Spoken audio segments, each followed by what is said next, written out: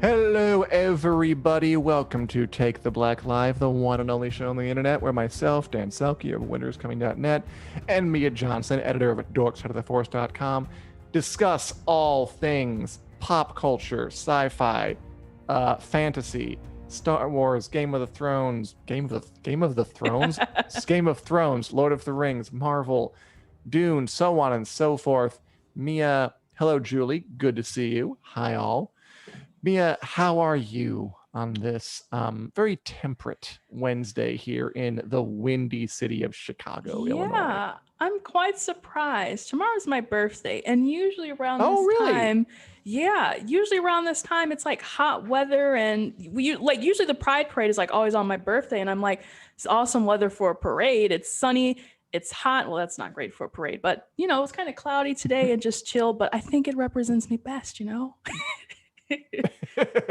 Yes, you are a cold-hearted person of the ice. I mean, I might go to like a concert on Sunday for a Pride thing to see Shaka Khan, but I think it might get Whoa. rained out, so I'm not sure. Oh no. I'm split. Shaka Khan, I think, went to her high school, my middle school, one of those Chicago things. But you're going to Isn't she say from that Shaka Khan Chicago, gave or- your commencement a speech. I Oh think she gosh. is. So if anyone else knows where Shaka Khan is from, let us know. I'm pretty sure she is Illinois. I think she is. I'm not 100% sure, though. Yeah. from Anyway, Illinois. beyond talking about that, we're going to talk about, of course, all things pop culture, sci-fi, fantasy, etc., and so forth. And of course, Nicole and Christian both wishing you happy birthday, and as I do as well. Happy birthday, Mia. I thought we'd start. It's not a giant week for news going around TV and movie sphere, so I thought we'd just jump right into what we're watching, what we're reviewing, and what we're enjoying on the television. And I think we have to start, as usual, if we're talking about what TV show is popping off right now, with Loki, the third and most popular, it looks like, Disney plus Marvel show yet to come out of the House of Mouse. Mia, what do you think of this latest episode that appeared this morning, the name of which I forget because it's made up? Ooh, Oh yeah. I sense some trepidation. I like that. Oh no. This is one of those where do I begin deep sighs. Like, okay, gotcha. No, I will say in the beginning of the episode, I wasn't sure where it was going. I was a little like kind of homesick for Owen Wilson. I was like, I missed the Loki and me too. Mobius thing. Where's this going? But by the end of the episode, oh my gosh, I was like, why is it ending right now? I need more because this episode, to me, it's like the series has been getting better and better with each episode, and this one really just hit on a lot of great things at once. And I'm like, where do I even begin? But those were just my overall thoughts about it. We can kind of deep dive into it in a bit. Well, I mean, start. Like, why not now? Like, what was your favorite thing about this episode, which featured Loki and Sylvie, a female Loki variant from an unknown parallel world, basically buddy copping up in a way that these Marvel folk tend to do, and trying to survive an apocalypse long enough to leave and survive. Why did you love it so much, Mia? What was your favorite thing about it? You get all that? Hey, I did not. I was like, oh no, you're frozen. Okay, I'm back. Hello, everybody. No, you were frozen. Sorry, no. I was just asking, what about it stood out to you? Like, what was your favorite part? Yeah. Oh my goodness. I think it is what I had mentioned in my earlier review, which was just this whole ability for them to take a moment to sit down and just kind of dissect who this Loki character is, which, as I said, this is the stuff of fan fiction where you have a character and they're sitting down, maybe talking with another character and talking about their feelings and talking about what they like and really, getting past that shell and into what really makes them their own unique character. So funny enough, like my favorite moment was just, between Loki and Sylvie talking about themselves, which they're the same person, but they're not because they have these different histories and all these things going on. And, kind of just with our normal Loki figuring out, like what type of person he is. He talks a little bit more about his mom. They both kind of, hint at their sexuality, which was really, really huge because so many people have been like, Let's be real. So that was, confirmed as well. And I have some yeah, it thoughts was on that I might share later. We'll get to it. yeah, okay, yeah. And but yeah, to me it was just kind of that nice, slow getting to talk, getting to listen to this character. I know that might not be exciting for everyone though, but for me that was like the jewel of this episode. Then followed by him drunk singing, which was also really cool. But That was fun too. just Yeah, the whole train scene to me was just kind of immaculately done, and I was like, this is exactly what I wanted. I mean, I completely agree that it was the best scene, just them talking to each other, which the show's done a bunch of times now to good effect. I almost like, are you saying that it's fan fiction to have characters talk and develop?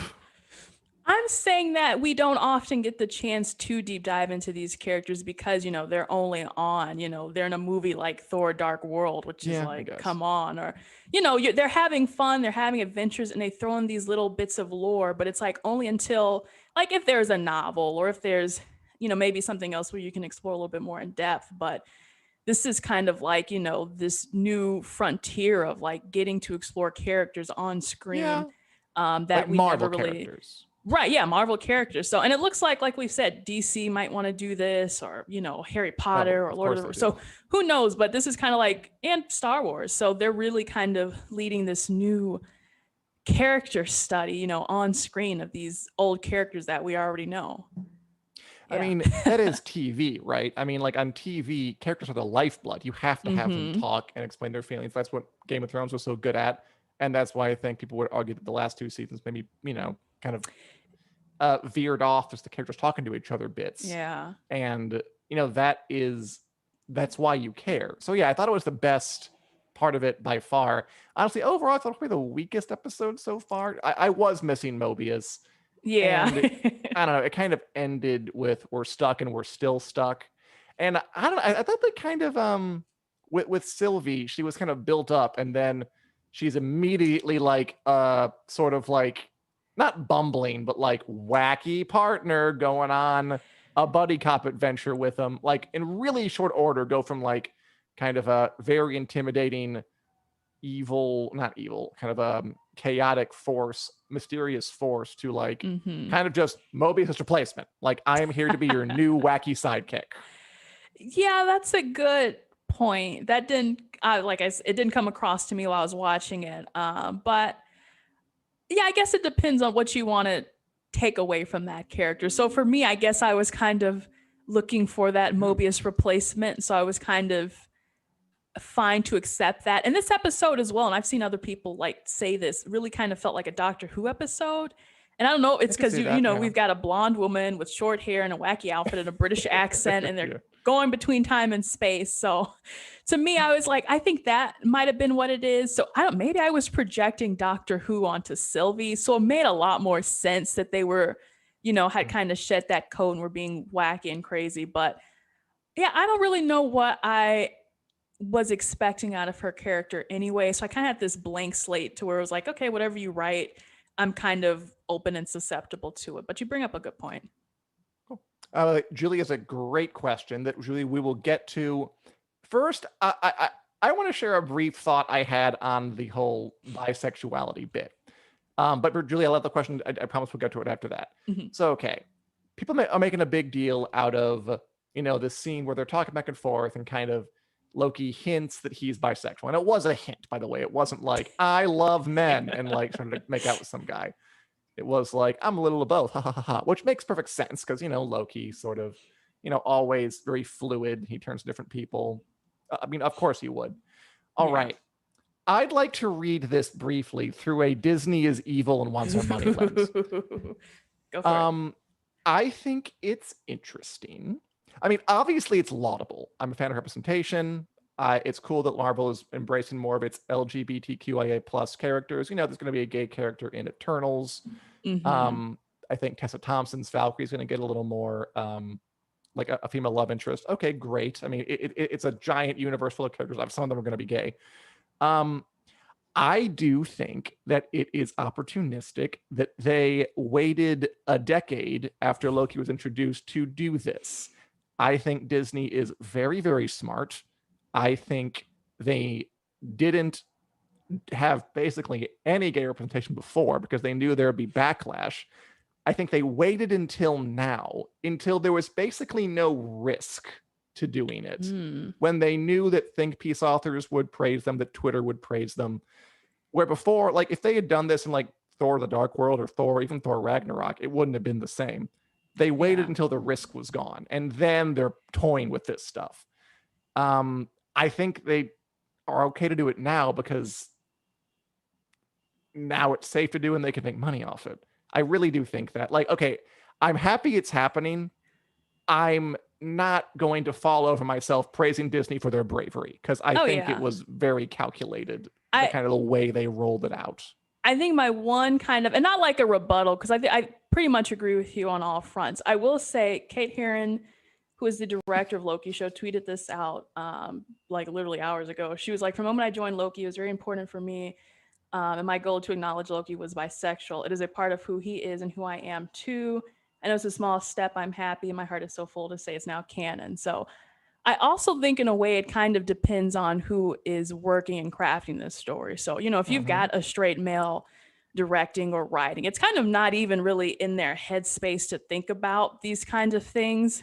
Maybe they should, but I like that it was more intentional because this is her lived experience as well to finally come into the room to bring that in. So it's like, yeah, there's no kind of great answer for this, but I guess they are taking the steps now. So that's at least something. They are. But they're doing, I mean, the Kate Herron thing, yeah, I think that's wonderful. I wonder if she would have been allowed to do that 5 years ago. She'd been making this. I wonder if they would have hired her 5 years ago to do this. Oh, yeah. I do think they are very careful. I think Disney's very careful at everything it does.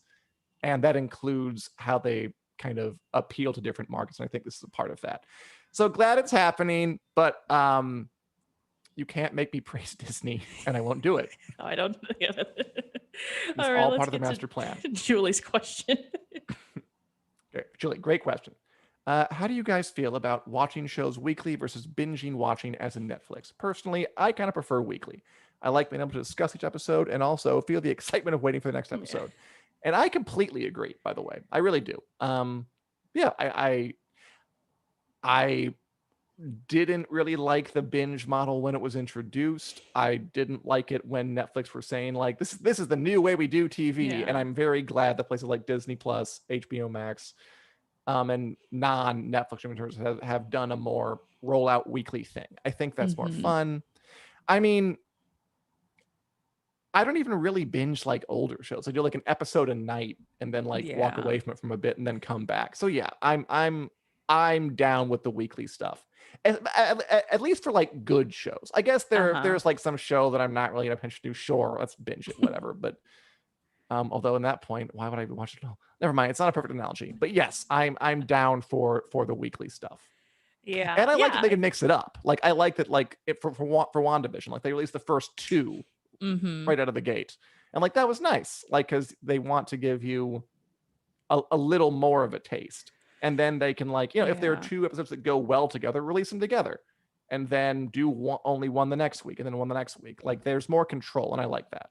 Yeah. Yeah. There's something about the buildup between those 7 days of the week that, you know, you kind of get to ruminate. You get to kind of be like, oh, that was really, really great. And, you know, you get to kind of, I guess, savor it. You know, it's like a fine wine. You get to swish around and say, oh, this was a really great flavor. And you're not just kind of downing all the shots, if I can make an analogy myself. So I'm appreciating it. And I also do like, as we've seen with The Mandalorian and Game of Thrones, where you can log on to Twitter and see, it's kind of, you know, like the news of the week. These are the memes. This is what everyone is talking about. You know, this one person isn't talking about the premiere while the other person talking about episode 3 and the other person talking about the finale. We're all kind of in this fixed point. We're all in it together. We're all enjoying it together. And yeah, it's nice for something like this. Yeah, there might be times where I might prefer to kind of binge through at my own pace, not just, you know, blast through a whole season, but, you know, just kind of watch episodes I want to watch. But with this, despite, you know, I'm like, oh, I don't want there to be a cliffhanger. I want more. It's like, no, patience. Take it slow and easy. I got up early to watch it. I was kind of still groggy. So I was like, It's a clip. Okay, at least I get to go to work now. As Nicole says, I don't mind bitching older shows that have been up for years. Yeah, I agree with that too. Like Mhm. before we move on, I have to just mention that I'm watching. I know this isn't really appealing to a lot of people who are watching this, but I have to mention that I'm really enjoying this anime called JoJo's Bizarre Adventure on Netflix, which is a little older. Yeah. And all the episodes of that are available. It's so bizarre, Mia. It's so It's good his to bizarre take in like adventure. digestible, bite-sized chunks. Because whenever you turn it on, you have something just weird. Like the last episode I watched was they were going through the desert and they were being harassed by an 11-month-old baby who could go inside their dreams and kill them. And Oh it God. it wasn't explained that like why he was able to do this as a baby. He's just a genius baby who can like talk and think and do everything. And it's just the way it is. It's got like all the really absurd, wacky bits that you kind of see in anime sometimes, and it knows it, and it doesn't Mhm. try to act like it's less goofy or more self-serious than it needs to be. And the designs are great and fun to look at, so I'm enjoying that show. That's funny. That was gonna be, I think, like a year or two ago, I was considering that being like my re-entry back into anime, but I think I got cold feet. I was like, no, I can't do it. But I've heard Fair so many enough. great things about JoJo. There's weird things too, but I needed to mention it because it is on my mind a bit. So I felt Yeah. like I had to do it for you people. And if any of you watch it, I'd be curious. Okay, anything else to say about Loki or anything you're watching, Mia? Anything any of you are Um, watching out there you want to talk about? yeah, I guess really quickly, we're also halfway through the Bad Batch now because they had episode Oh, 8 and right. there's going to be 16 total. So this last episode was pretty interesting. They introduced a really, really old character that even I was kind of like, I've seen him before, but I don't know who he is. So they really picked it up with this last episode. It feels like one of those mid-season episodes where it's like Christmas break or winter break, and then you have to Mhm. wait like a whole like 2 or 3 weeks before you come back and see the other episode. So luckily, the next episode is coming out this Friday. And they've really kind of built up the story now with like someone is trying to capture the girl Omega, and the Bad Batch just came into contact with their friends who's now faux Crosshair, and there's a lot of tension there. So things have really built up. Finally, I'm in a good place with this series, and now I'm a little more happier to see where they take it I'm in glad. these last couple episodes. It does seem to be the way the general opinion is that it's kind of on the upswing. Marvel loves buddy cop stuff. Loki Mobius, Loki Sylvie, Falcon Winter Soldier, etc. Uh-huh. Star Wars loves gruff leader and young child Yeah. kind of mentee. Mandalorian Baby Yoda, the Bad Batch, that girl whose name I forget. Yeah, Um, Omega. Obi-Wan, young Luke. Like Oh yeah. I'm just Yeah. pointing it out. I'm seeing patterns and I'm calling it out. Okay. Not good or bad. It's just something I've noticed. All right, before we move on to as Nicole says, yes, Rick and Morty is out, and I did Yeah. enjoy that. I thought that was did you watch the new Rick and Morty episode, Mia? I did. That one was really good. I didn't think they were going to go the way they did with the whole backstory with the dogs and Dog City or whatever, but that was Oh, really, right, really yeah. funny. Yeah, sometimes that show, I mean, it's obviously like a very precarious balance. Like Yeah. its whole brand is just giving you like jokes so fast you can barely take them in. Yeah. It kind of runs away from itself sometimes, but that was the right kind of nonstop absurdity. Hmm. And I'm not even entirely sure what makes it the right or wrong kind, but no, that was the right kind. So yeah, Yeah. I It enjoyed that one. also, as we wrap up, it also makes me now seeing Rick and Morty again, kind of see also the comparisons to that and Loki because of the head writer. Oh yeah. Um, so I was like, there was a joke my brother made about when Loki was going through the portal to follow Sophie, and he was like, "Oh, that's Morty getting wine for Mr. Nimbus." It's like, oh, hilarious. That makes sense. So, Yeah, I can yeah. see it. Mr. Nimbus. And as Julie says, yes, Britannia is coming back. I'm starting to write about that one more, Julie, because you've intrigued me. So I'm gonna give that a try. I swear to God. Let's move on. Speaking of, I want to do a brief Game of Thrones corner. I'm not a Game of Thrones news this week, but let's do a quick something. And I think you will be interested in this too, because I certainly Ooh. sort of am. Okay, picture this: Taika Waititi, person behind Thor Ragnarok, What We Do in the Shadows, my favorite show, is coming back to HBO to make a pirate show called Our Flag Means Death. And Kristian Nairn, who played Hodor on Game of Thrones, will play a character who I assume is a pirate named Wee John Feeney. Now, I know nothing about this show. It's about like an aristocrat who becomes a pirate, which apparently is like based on a kind of a real thing, in real life sort of thing, a little bit. But I mean, I know it's Taika Waititi, who I think is a genius director with a real, again, kind of Rick and Morty-ish, like a good sense of how to do something anarchic and kind of off the wall and wild, but without it spilling over and becoming indulgent or hard to follow. Yeah. With a huge imagination and kind of a Midas touch, whatever I touch turns to gold thing he's got for the past few years. On HBO, so he can do whatever he wants, and they have a fish for quality. And Hodor's in it. Yeah. So Hodor. I would watch a pirate show on HBO, but Taika Waititi with Hodor in it. I'm just saying that. Yeah. Fragment's death. I know nothing about it, but I like it. Yeah, and this is a lot. He's putting a lot on his plate, Taika Waititi, which I don't know. doubt. Like, this is going to be great, but I swear he's like working on something else. Oh, he just wrapped Thor: Love and Thunder, so he's kind of, you know, whatever comes with that. And then there was kind of this question of, hey, well, are you going to work on your Star Wars movie next? Or he's like, I don't know. And so it's like, or we do the Shadows just of premiere date. That's fun. imagine. Wow. So yeah, he's got all that going on. So I'm excited to see where this fits into his busy schedule, because I just know there's so much that he has going on. I mean, Oscar-winning director, like it's huge. What did he win for? Did he win for Georgia Rabbit? I believe so. It might have been writing though. It definitely wasn't. Yeah, I think you're right. I don't think he won Best Director for that. That was pretty good too. Yeah, he's a talented man. He makes out with a lot of people apparently. Go do you, Taika Waititi. Make out whoever you want. Rita Ora. That was so weird. It was.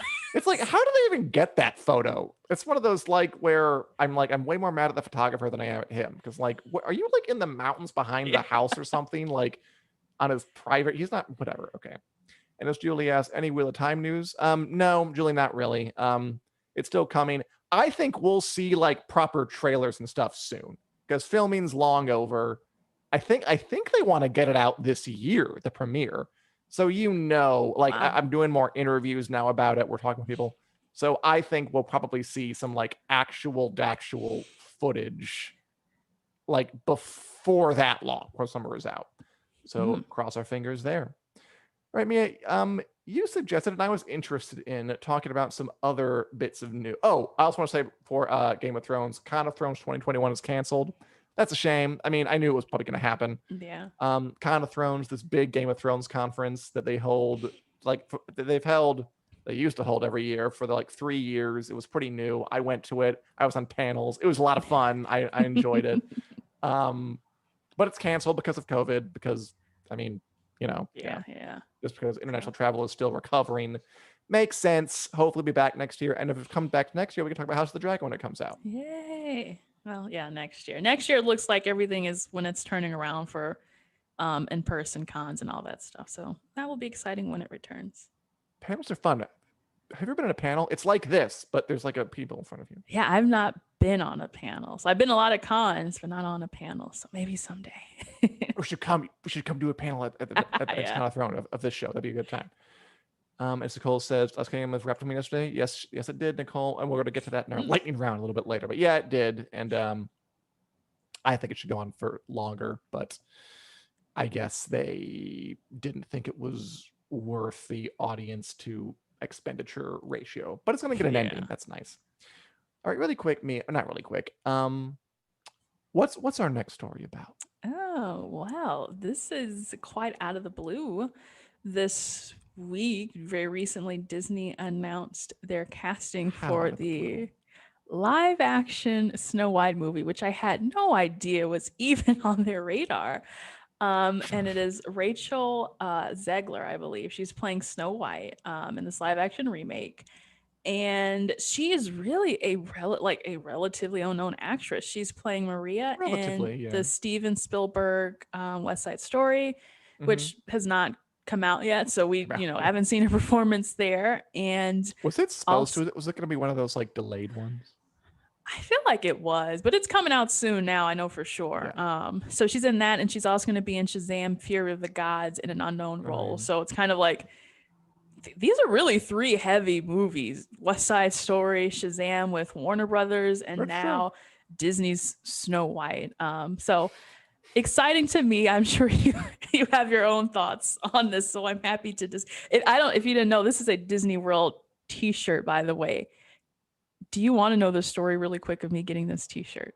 This is a spirit jersey. So Go ahead. on the back it says Disney World. Dan, this was sold in March, and it immediately like sold out online because it's like rose gold, and I was like, I'll just go to Disney World, buy the shirt. I went to at least 10 Disney stores on Disney World and Epcot and Hollywood Studios, at the 3 hotels at Disney Springs. This was sold out in every size except for extra small. I looked online everywhere, finally found it after like 2 months. Only one in my size. I had to pay a little extra because it's a super valuable hot item, but I finally have this shirt. So this is my undying love to Disney. I gotta be conscious that way. Okay, I have a quick follow up. I wonder if you guys do too. Just it looks good, but what makes it such a hot item? I mean, it looks like a sweatshirt. Yeah, it's a spirit jersey, so it's like really oversized. Like as you can see, it kind of barely like so it's an fits ill-fitting on me. sweatshirt. Like It's why like is it so cool? one of those if you ever see like a sorority girl, like in Mizzou, they had a lot of the girls on campus with their campus colors, and it's got like it says Disney World on the back. I keep saying the back, but it's just really nice. They have a ton of these. They have Mandalorian ones. They have Falcon Winter Soldier, Star Wars, all sorts of variety. I have a Hufflepuff one too. So it's kind of just a hot, kind of item right now. And this one is in rose gold, which is a super popular color for, people who like this kind of stuff. So it looks good. It looks better when I'm standing up. It's a little like frumpy when I'm sitting down, but I like the merchandising color. Is just so fascinating. Yeah. Just like how they. Okay, whatever. I like the sweater, and I like the gold is the Mickey thing on it too. Yeah. Okay, so Disney remakes. I think it was interesting that you said, I forget your exact words. It was like out of nowhere. Yeah. Oh yeah, like out of nowhere, like a Snow White remake. Okay, is it out of nowhere? They be making Beauty and the Beast, Aladdin, Jungle Book, 101 Dalmatians. Remember that Lady and the Tramp went to Disney Plus, that live action one? Yeah. I would argue that it's not so much out of nowhere as really inevitable. Like I'm sure Sleeping Beauty's around the corner. Yeah. How do you feel about these live action Disney remakes, both you and the people watching? Like, should I just Yes. How do have you enjoyed them, Mia? Put the ball in my court. Yeah. I would say if you want, overall, I could just go straight to my cynical screed. Okay, let me add a little fluff before you cut down that forest. But on my perspective, yes, I have been enjoying it. I would say a majority of the films have been, either decently good or really good. Like I think Cruella and Aladdin are my top favorites. Beauty and the Beast was Mulan. Good. Yeah. Mulan was okay. I wasn't wowed by that one. I think they could have done a lot more. And I was not wowed by the Cinderella. So, they kind of fluctuate. And as I think I told you before, I don't know if this was on a WiC Club or on one of the actual podcasts, but it's kind of like this cycle of Disney, like, they will take an old movie and take it out of the vault and release it. And then they'll release it on VHS and they'll release it on DVD and Blu-ray and now digital. And now it's like, oh, we kind of hit that wall. But what if we still recycle our movies, but now we can do them live action? Yes. So it's kind of like an easy way to keep recycling. But I'm like, overall, we're kind of in this period where stories get retold anyway. Pinocchio technically isn't an original story. Little Mermaid, is like a Brothers Grimm story. Cinderella, Snow, all those things. So I'm like, in a way, it's just kind of like I accept that this is what it is. But I mean, also, they keep pulling me into the Disney hole as well. So the more they come out with this stuff, the more interested I'm in it. Fair enough. We have some debates here. Like Nicole has enjoyed them, Aladdin, Cruella, and the Tramp. Linda thinks, nope, they are being cheap. I could see both sides.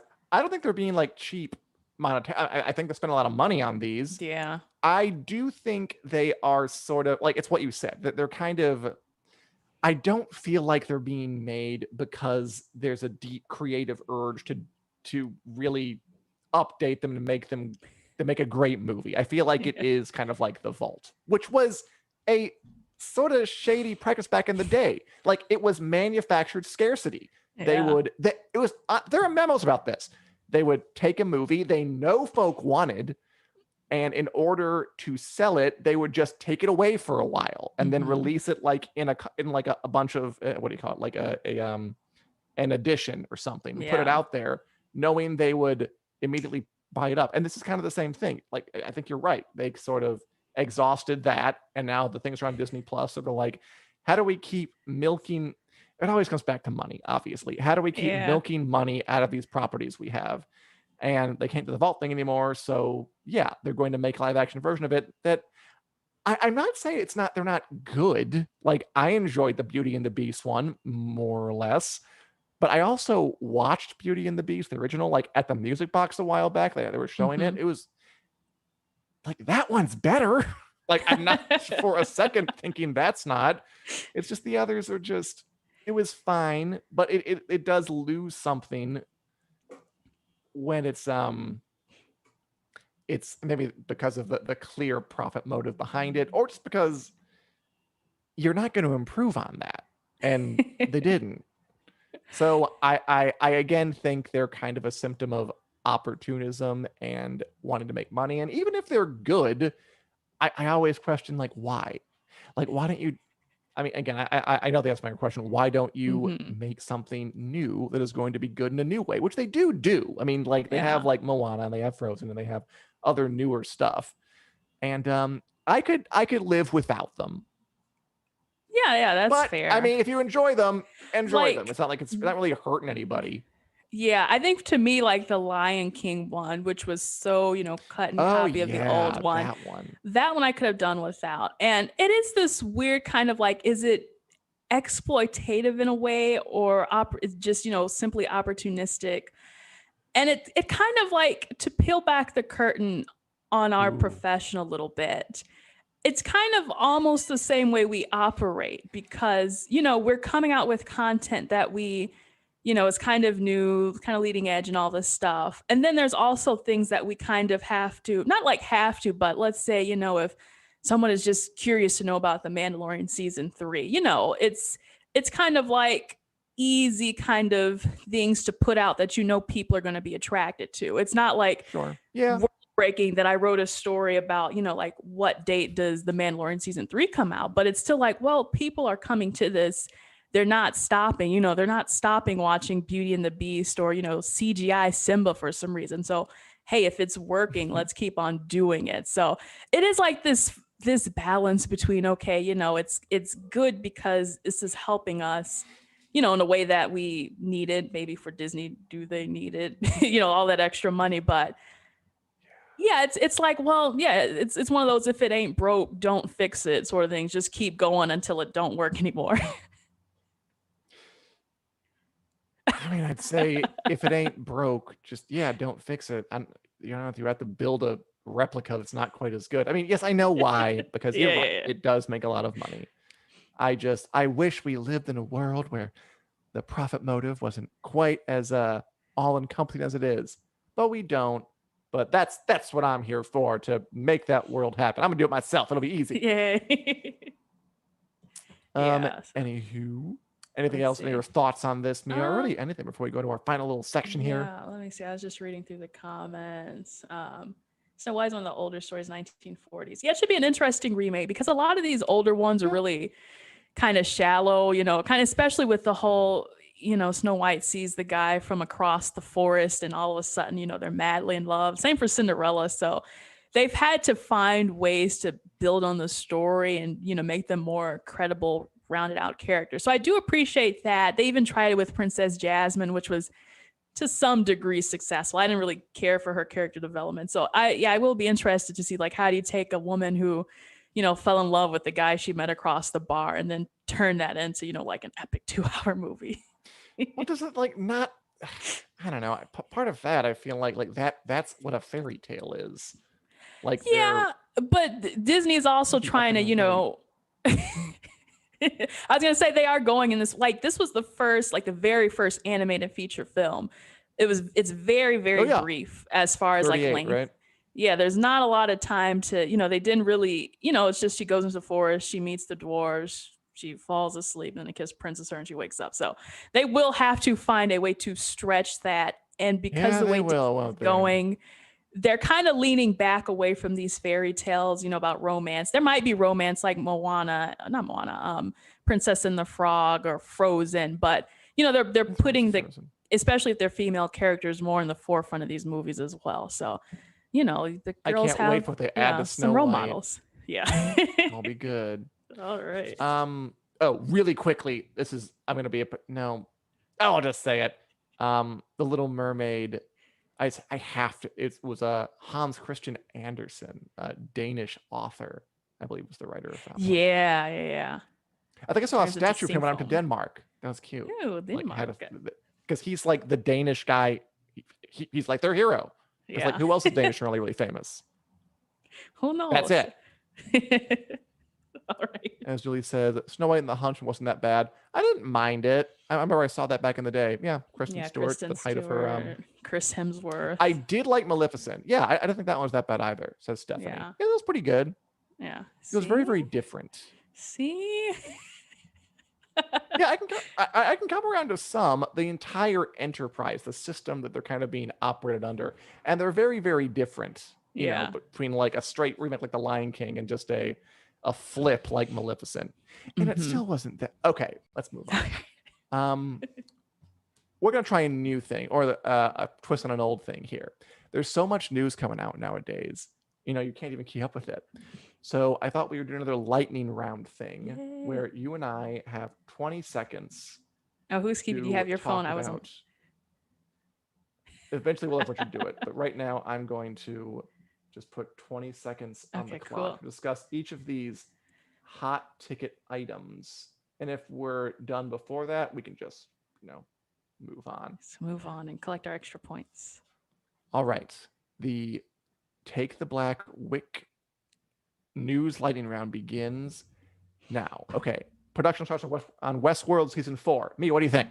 Ooh, I am quite excited to see where they go with this one. Oh, really? Good. Season 3, was kind of so-so, but I'm going to give them another shot and see where they take the story with Maeve and Dolores. Dan? Yeah, I think it's kind of outlasted its welcome. I'm ready for the show to wrap up. It's kind of up its own ass a bit, but I hope it ends in a... oh, hey, it's over. We gotta stop. Okay. Production begins on His Dark Materials season 3. Have you watched this at all, Mia? Okay, I still have not watched it. Yeah, you go. It's not bad. It's a little like Westworld, and that's like it could be better than it is. I think I like the books. It's missing some like fun. It's about like these two magical kids, and it's not very fun, but it's good. It's well done, and it's the last season, so I hope they can end it on a good note because it's the best book too. Okay. Ooh. Okay. Hit me. All right. The next one. Production ends on The Last Kingdom Forever. Start your timers. Okay, this show is really, really good. Netflix, historical drama, Last Kingdom, medieval England. There's a lot of that going on, but it's a good one. It's a good one of those. There are more books, but they're going to stop it because I guess they ran out of money or it's not so popular enough to keep doing it over and over. Solid show. I'm sure it'll end well. I wish it were longer, but it's not, and I'm okay with that. All right. Okay. I'll go. This next one. Okay. I'll hit you with this one. Okay. Harrison Ford injured on the set of Indiana Jones 5. Go. I think we should have seen it coming. He's always, having these terrible airplane crashes into fields. He hurts himself, but he seems very bulletproof. So I'm hoping and praying that he bounces back. And hey, I mean, it's Indiana Jones. So you kind of sign up for that stuff. Dan? Yeah, he's old. Of course he got injured. I mean, it's going to happen. They're a little more fragile. I sound so terrible. Okay. I will hit me with this one, and then we'll switch back and forth. All right, new trailer for the Suicide Squad. This time with more Idris Elba. I liked it. I'm looking forward to the Suicide Squad, James Gunn movie. Idris Elba is. It looks like he seemed to be like the main character because before we weren't really sure. Like they were so diffuse and like Harley Quinn was kind of fronted. But I will watch Idris Elba holding down like a large sprawling cast of wacky characters. He'd be a good like kind of grounded person. Yeah. All right. Okay. James Gunn thinks a big screen Marvel DC crossover can happen. Go. I just think, okay, that to me feels like a kind of nightmare licensing, nightmare waiting to happen, especially with all the deals and all the character rights. It could be really fun. I just think you have to kind of justify on Marvel's behalf, how are they going to have this subset where DC exists? Maybe it's the, multiverse of madness, Dan. Maybe. Ooh, okay. All right. Hit me. All right. They released the first pictures from the final Walking Dead season. I'm not a huge Walking Dead fan, although I have watched it, but I do respect that it's been on the air for 11 seasons. It was a huge kind of iconic series. It's impressive they made it this far, that the energy is still so high and that the interest is still so high. I wouldn't mind if it kind of took a little break, but 11th season, maybe I'll probably watch it again to just see how it all ends. All right. Okay, and finally, do you care at all that they're reviving the Transformers series with Transformers Rise of the Beasts? Oh my goodness. I would say absolutely really not. don't. I fell off of the series when I think they introduced Mark Wahlberg. Like when Shia LaBeouf was gone, I was like, okay, no more Transformers for me. It got kind of goofy and it just still seems kind of goofy. Yeah, I agree. I put it on there. I felt obligated, but I don't really care a lot about it either. But it's coming. Yay. All right, that was fun. And we got some comics. Stephanie couldn't wrap her head around Westworld. I feel like it's not meant for you too, Stephanie. I feel like they are almost being too opaque for it. And yeah, this is kind of fun. His Dark Materials says Nicole gets weirder and weirder. It does. And they're not really selling it the way they need to if they wanted to make it like the books. It's not a perfect show. It's a good show. It's not a perfect show. No for Indiana Jones. I hope it'll be okay. I mean, you do worry, right? What's like a 78-year-old man? Like, if you heard like Indiana, like he injured himself in some Temple of Doom when he was like 35 or whatever, like, okay, that's too bad, but I'm sure he'll be okay. But like, I don't know. I hear that a 78-year-old hurts himself. I get a little worried. Yeah, I know. Yeah, it seems like it does happen so often, especially with him flying his plane, but it was a shoulder injury, so I think he, it seems like one of the easier injuries to rebound from, at least hopefully. Let's hope. Julie says he's too old. I mean, it depends like what he'll be doing. I wonder if he'll like take Metamucil during the Indiana Jones 5 between his fights with the Nazis or something. We'll see. And as Kristian says, they've done crossovers in the comics in the 90s, which is they totally have. Oh yeah. It's just now you're right. The stakes are so much higher and the money involved is so much more that any deal to have a big screen DC Marvel crossover there'll be a lot of lawyers involved in that, going back and forth about who gets what rights and how exactly it can go down. I mean, it'd be cool to see it happen, but I'm not sure if they can overcome the complications. But maybe if they think everyone will benefit. Oh yeah. All right, what a fun time. That was a good one, Mia. I enjoyed that. Any other... Should we do that every week, do you think? And people watching, let us know what you think. We should do a lightning round every week. I kind of enjoy it. Yeah. We'll get organized with the next one. We'll say, okay, this person reads this and this person reads that one.